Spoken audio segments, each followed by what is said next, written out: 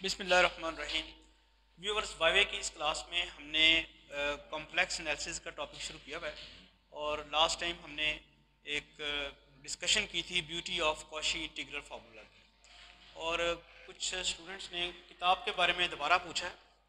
तो ये ज़रा देखने का विजिबल है बुक, ये टाइटल इसका नज़र आ रहा है,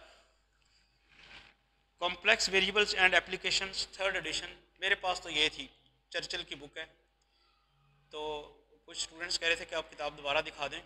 बहुत अच्छी किताब है।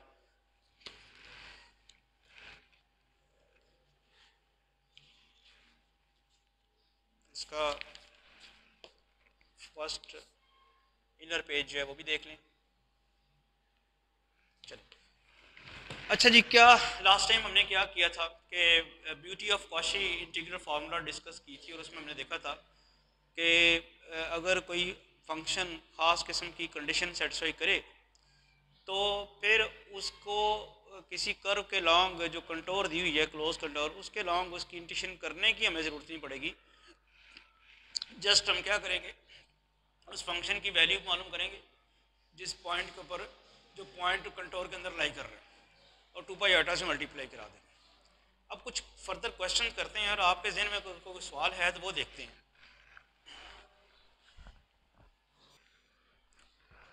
अब ये क्वेश्चन देखें कि C denote the boundary of the square whose sides lie along the lines x is equal to plus minus 2 and plus y is equal to plus minus 2 where c is described in the positive sense। और ये integral valuate करना है। अच्छा, इसको valuate करने के लिए सबसे पहला काम आपके जहन में क्या होगा? एक तो एफ ऑफ जेड का पता चल जाए, और दूसरा ये है कि कंटोर जो है वो क्या है। ये दो चीज़ें पहले पता करनी आपके लिए ज़रूरी है। तो अब लाइन जो है x is equal to plus minus to, x plus minus to के ऊपर आपने लाइनें ड्रॉ कर दी। ये x इज इक्वल टू है और ये x is equal to minus two. इसी तरह y is equal to plus minus two, ये y is equal to two है और ये y is equal to minus two. अब उसने क्या कहा है कि ये बेसिकली जो स्क्वायर बना है अब ये वाला, इन दो लाइनों से ये बाउंड्री है किसकी, कंटोर सी ये है, और जो उसने पॉजिटिव डायरेक्शन बताई है वो ये एंटी क्लॉकवाइज डायरेक्शन पॉजिटिव होती है। ये पता चल गया हमें। आपके पास यहाँ एफ ऑफ जेड जो है वो ई रेस्ट पावर माइनस जेड है, और जेड नॉट क्या है, पाई ओटा ओवर टू। ठीक है, अब ये पाई ओटा ओवर टू क्या बनेगा, ये क्या वैल्यू आएगी? पाई की वैल्यू क्या होती है? 3.14 समथिंग, मतलब राउंड ये अप्रॉक्सीमेटली इक्वल टू हम अगर ले लें ये वाली वैल्यू, तो पाई बाई टू फिर क्या बन जाएगा जी? इसका हाफ कर दें, क्या हो जाएगा? 1.5 समथिंग, वो 1.57 बन जाएगा। क्या बन जाएगा? इसी तरह की कुछ चीज़ बन जाएगी।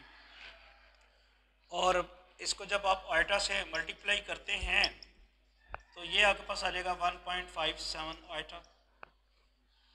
अब आपके पास आपका ओरिजिन ये है, ठीक है। इस पॉइंट को अगर आपने लोकेट करना है तो ये वाई एक्सिस के ऊपर होगा, ये हो गया एक्स एक्सिस, और ये हो गया वाई एक्सिस। वाई एक्सिस के ऊपर होगा, कितने यूनिट होगा? 1.57 समवेयर है। ये पॉइंट आपका ये वाला, तो ये पॉइंट आपको नज़र आ रहा है किसके अंदर लाई करता है? कंटोर के अंदर लाई करता है। तो इमीडिएटली आपको अब आ जाना चाहिए जहन में कि अब कॉशी इंटीग्रल फार्मूला एप्लीकेबल है। कॉशी इंटीग्रल फार्मूले के मुताबिक जो आपका एफ ऑफ जेड है वो एनालिटिक है एवरीवेयर। ई रेस पर माइनस जेड तो एनालिटिक होगा एवरीवेयर, और उसके बाद जो पॉइंट है जेड नॉट वो कंटोर के अंदर लाई कर रहा है। तो ये दो रिक्वायरमेंट थी। तो कॉशी इंटीग्रल फार्मूले के मुताबिक इसका इस इंटीग्रल का आंसर क्या होना चाहिए? सी ई रेस पर minus Z D Z over Z minus pi iota over two is equal to 2 pi eta into F of Z naught, जो कि किसके बराबर है? इसके इक्वल होना चाहिए।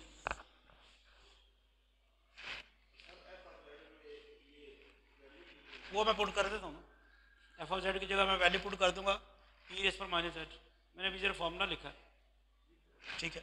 तो वो ई रेस पर माइनस जेड पुट कर देते हैं, 2 पाई आइटा ई रेस पर माइनस पाई आइटा बाई 2। अब आइलर फार्मूला कुछ याद है आपको, क्या था?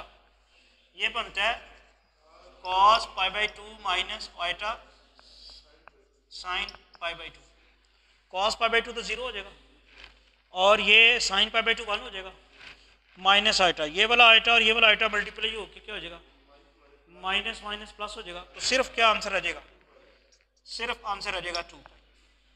ठीक, तो अब देखिए कि ये भी आपने कॉशी इंटीग्रल फार्मूले को ही अप्लाई करके सॉल्व किया।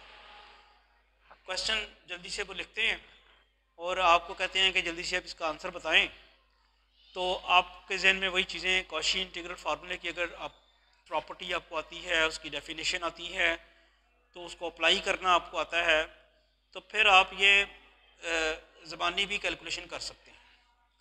तो उसी को हम लेके चल रहे हैं आगे। एक अगर यही कंटोर वो क्या कर देता, इसी क्वेश्चन को अगर वो तब्दील कर दे और वो ये अगर आपने जवाब दे दिया जिसका 2 पाई है, तो वो इमीडिएटली कहता है कि जो सी कंटोर है वो अब इन लाइनों से मिलके बन रही है, x is equal to plus minus 1 and y is equal to plus y is equal to plus minus 1। यानी पहले क्या था, जो कंटोर सी थी वो एक स्क्वायर था जो किन लाइनों से मिलके बन रहा था, x is equal to plus minus 2 और y is equal to plus minus 2।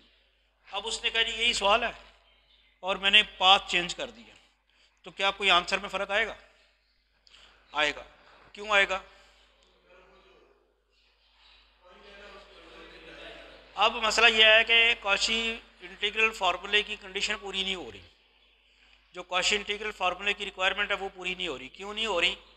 कि जो पॉइंट जेड नॉट था अब वो कंटोर से बाहर निकल गया। अब आपकी कंटोर यहाँ बनेगी ना, ये बनेगी, ये, यानी मैं दोबारा बना देता हूँ कि इस केस में हमारा जो पाथ है स्क्वायर जो है वो ये बनेगा, ठीक है। x is equal to plus minus 1, ये x इज इक्वल टू 1, ये x is equal to minus 1, ये y इज इक्वल टू 1 और ये y is equal to minus 1। और वो जो पॉइंट है जो कि पाई आइटा बाई 2 था, ये पॉइंट अब कंटोर से बाहर निकल गया। अच्छा, अब आप सही कह रहे हैं कि अब ये इसका आंसर चेंज आएगा और इस पर कॉशी इंटीग्रल फार्मूला नहीं लग सकेगा क्योंकि कॉशी इंटीग्रल फार्मूले की रिक्वायरमेंट पूरी नहीं हो रही। फिर क्या करें? कॉशी फंडामेंटल लगेगा, क्योंकि अब सिचुएशन ऐसी आ गई है कि अब जो आपके पास फंक्शन है ना, ये सारे का सारा, इन दिस पर्टिकुलर केस ये सारे का सारा फंक्शन नाउ वो जो अब एफ ऑफ जेड आपका पता क्या बन गया, ई रेस पर minus Z over Z minus pi iota over 2, ये सारे का सारा एफ ऑफ जेड बन गया है और ये एनालिटिक है, is analytic on and within the closed contour C. So Cauchy fundamental theorem applicable होगा। Cauchy fundamental theorem is applicable, that is, अब इसका आंसर जो आएगा यानी F of Z D Z is equal to 0, यानी इसका answer जो E raise power minus Z over Z minus pi iota over 2 is equal to 0, सिर्फ path change कर देने से, ठीक है। तो अब देखते हैं कि होपफुली अब आपको क्लियर हो गया होगा। आप जो उसने फंक्शन दिया है और जो पाथ दिया है उसकी इलेक्ट्रिसिटी आप चेक कर लें और जो रिक्वायरमेंट अगर कॉशी इंटीग्रल फार्मूले की अप्लाई हो रही है तो वो लगा दें, अदरवाइज फिर आपको कॉशी फंडामेंटल से। अच्छा, एक चीज़ और होती है कि अभी तक तो हम ये डिस्कस कर रहे हैं कि डिनोमिनेटर में आपके पास एक क्वेश्चन और मैं यहाँ पे इसी चर्चिल की बुक का ही लेना चाहता हूँ, वो ज़रा देखते हैं जी। अब एक नेक्स्ट क्वेश्चन हम फिर यही फ़र्ज करें, आपको क्वेश्चन पूछा जा रहा है कि जिसको एवेल्यूएट करें, और जो सी है वो ये पहला केस तो वही है कि this is the square bounded by the lines X is equal to +-2 and Y is equal to +-2। तो इस सूरत में बताएं कि इसका आंसर क्या होगा। इमीडिएटली आप एफ ऑफ जेड तलाश करें। आप देख रहे हैं कि एक ऐसा पॉइंट है जिस पॉइंट का फंक्शनलिटिक नहीं है, वो है जेड इज इक्वल टू 0, ठीक है। और जेड इज इक्वल टू 0 जो है वो कंटोर के अंदर लाई करता है। क्या जेड स्क्वायर +8 में से जो पॉइंट निकलेगा क्या वो उसके अंदर लाई करेगा जेड?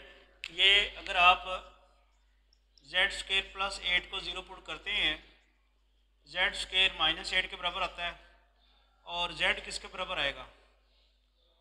2√2 आइटा, ठीक है, 2√2 आइटा। और ये जो 2√2 आइटा है ये पॉइंट बाहर नहीं निकल जाएगा कंटोर से। √2 जो है वो फैक्टर 1 से बड़ा है, जब 2 से मल्टीप्लाई होगा तो जो नया नंबर आएगा 2 से बड़ा होगा, 2 से बड़ा होगा तो बाहर निकल जाएगा। ये हमारे पास 2 ही है ना, ये वाली लाइन जो है वो y इक्वल टू 2 है, y इक्वल टू -2 है, तो पॉइंट बाहर निकल जाएगा, यानी पॉइंट कंटोर के अंदर लाई नहीं कर रहा। तो यहाँ फिर एफ ऑफ जेड क्या हुआ? जो पॉइंट कंटोर के अंदर लाई नहीं कर रहा तो छोड़ देंगे ना, हमारा तो मसला सिर्फ कंटोर के अंदर वाला पॉइंट है। तो एफ ऑफ जेड इस वक्त जो बनता है वो बनता है cos Z over Z square +8। और अब आप और जो जेड नॉट है वो बताएंगे क्या है? 0। और कॉशी इंटीग्रल फार्मूले के मुताबिक C F of Z over Z minus Z naught D Z किसके बराबर आना है? 2 pi iota F of Z naught. तो यहाँ आ जाएगा सी एफ ऑफ जेड क्या है? कॉस जेड ओवर, जी बताएंगे,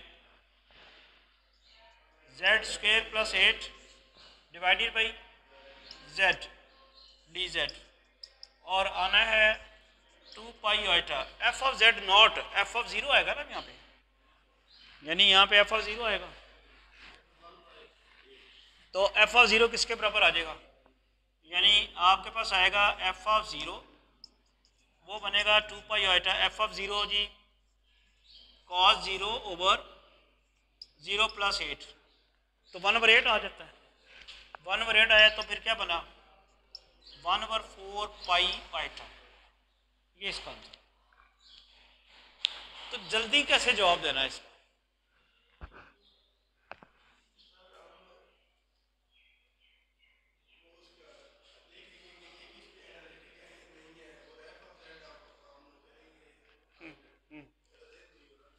हाँ, अब इमीडिएटली आंसर कैसे देना है, ये सारे स्टेप्स किए बगैर ना आपने वो 2 लफ्ज़ों में वही देखना है कि एफ ऑफ जेड कौन सा है, जेड नॉट क्या है, उसमें पुट करके आंसर क्या आता है, तो ज़बानी जवाब दें। अच्छा, अब वही सवाल वही चेंज करें फिर दोबारा कि अगर ये कंटोर एक्स इक्वल +-1 और वाई इक्वल +-1 से बनी हो तो फिर भी आंसर यही आना है, क्योंकि वो 0 सिचुएशन तो वही है, ठीक है।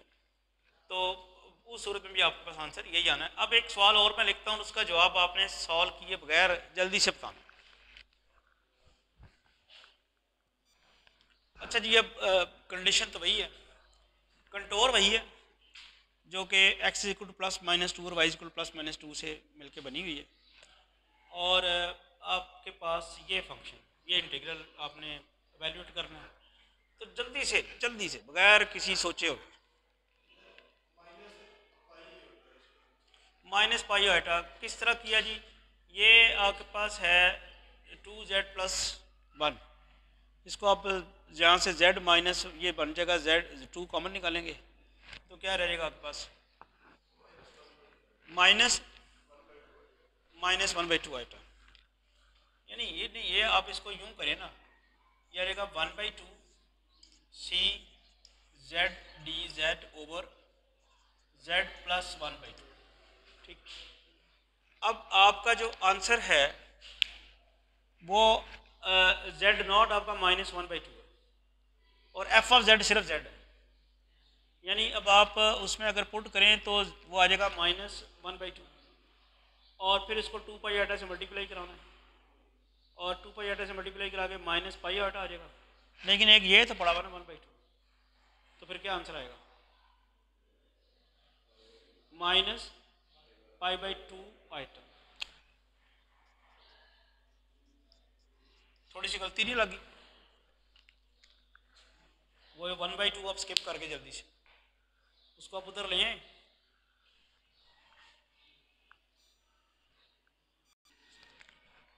तो शाबाश, अब आपकी जो स्पीड है अंडरस्टैंडिंग की वो बहुत अच्छी होगी, यानी अब आप इमीडिएट आंसर देने शुरू हो गए हैं बगैर कैलकुलेशन किए हुए।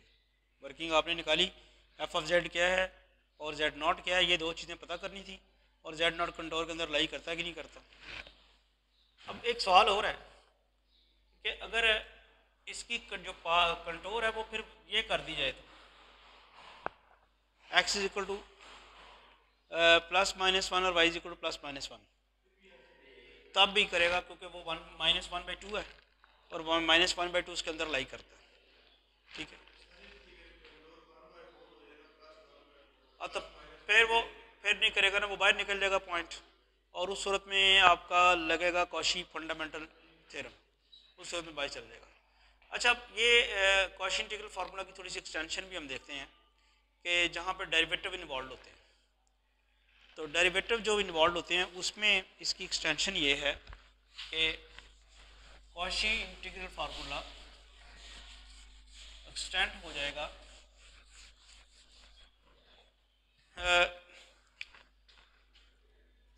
सी F of Z over Z minus Z naught की पावर 2। फिर क्या होता है जी, याद है 2 π iota F dash Z naught, ये जेड माइनस जेड नॉट की पावर 2 आ गई। अभी तक जो हम काम कर रहे थे वो Z F of Z over Z minus Z naught की पावर 1 थी, यानी पोल ऑफ ऑर्डर 1 था। वो तो फिर आगे चलेगी। अभी आप इसको यहाँ तक देखें, फिर वो कॉशी रेजिड्यू थ्योरम भी आएगा। अभी सिर्फ हम बात कर रहे हैं पावर 2 तक। तो फिर ये पहले क्या हो रहा था, पहले आप z नॉट के ऊपर फंक्शन की वैल्यू मालूम करके उसको 2 π अड्डा से मल्टीप्लाई करा रहे थे। अब आप क्या कर रहे हैं, फंक्शन की वैल्यू नहीं बल्कि फंक्शन के डेरिवेटिव की वैल्यू मालूम कर रहे हैं z नॉट के ऊपर और उसको 2 π अड्डा से मल्टीप्लाई करा रहे हैं। अगर इस तरह की सिचुएशन पीछे पावर 2 आ जाए, 3-4 के लिए एक्सटेंशन करेंगे इसकी। इसी तरह इसकी एक्सटेंशन n तक भी है। जब ये आपने पूछा, आपने देखा कि z माइनस जेड नॉट की पावर 1 आती थी तो उस वक्त F dash Z F of Z not था। अब पावर 2 आई है तो एफ डैश आ गया। तो इसी तरह अगर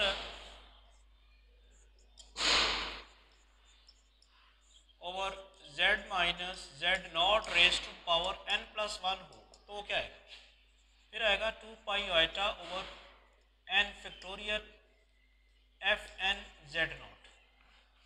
यहाँ पावर n+1 होगी और यहाँ nth ऑर्डर डेरिवेटिव होगा और n फैक्टोरियल से डिवाइड भी होगा। वो बार बार डेरिवेटिव लेने से वो फैक्टोरियल बन जाता है, पहले आ जाता है उसके पास 2n into n minus 1 into n minus 2 up to so one, तो ये n फैक्टोरियल बन जाता है। अब ये कॉशी इंटीग्रल फार्मूले की सारी जो फॉर्म्स हैं हमारे सामने।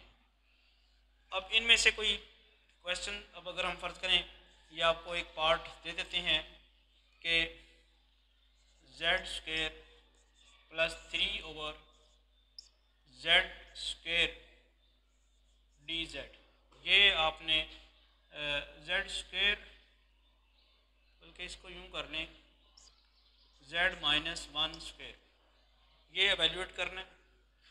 वे सी आपको दे दी जाती है Z mod is equal to 2। हाँ जी बताएं, अब C Z mod is equal to से क्या मुराद है? Circle of radius 2 centred at origin, सबसे पहला काम क्या है, क्या वो पॉइंट लाई करता है उसके अंदर? ऑब्वियसली लाई करता है। अब क्या करना है आपने, एफ ऑफ जेड पता करना है। एफ ऑफ जेड क्या है? Z square plus 3। इसका जब डेरिवेटिव लिया जाएगा 2z आ जाएगा, क्योंकि अब डेरिवेटिव लेना पड़ेगा ना, पावर 2 है। जब वो 2z आया और उसमें फिर z की जगह 1 पुट किया तो सिर्फ 2 रह गया, और 2 पाई आटा से मल्टीप्लाई किया, 4 पाई आटा आंसर आ गया। शाबाश, आंसर आ गया 4 पाई आटा। कैसे आया वो? अब आंसर तो आपने फ़ौरन दे दिया, शाबाश। आया इस तरह कि एफ ऑफ जेड हमारे पास है Z square plus 3, F dash Z आएगा 2z, और जेड नॉट 1 है, और F of F dash Z not आएगा एफ डैश 1, जो कि बनेगा 2 इंटू 1, जो कि बनता है 2।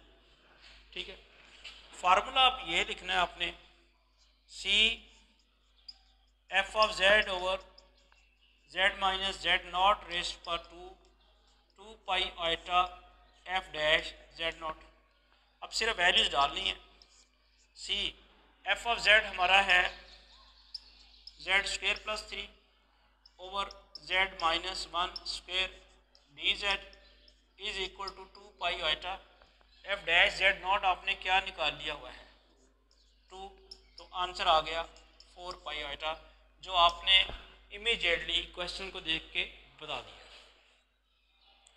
तो आप देख रहे हैं कि कितना मुश्किल से मुश्किल क्वेश्चन नज़र आता है, पता नहीं कैसे होगा जी इंटीग्रेट। तो कॉशी इंटीग्रल फार्मूले की अगर वो कंडीशंस फुलफिल कर रहा है तो इमीडिएटली इसका आंसर आ जाता है। अब इसी को ही क्वेश्चन को तब्दील कर, अब कंटोर अगर तब्दील करें आप, Z mod is equal to 1/2 करें तो आंसर क्या होगा? सेम नहीं होगा।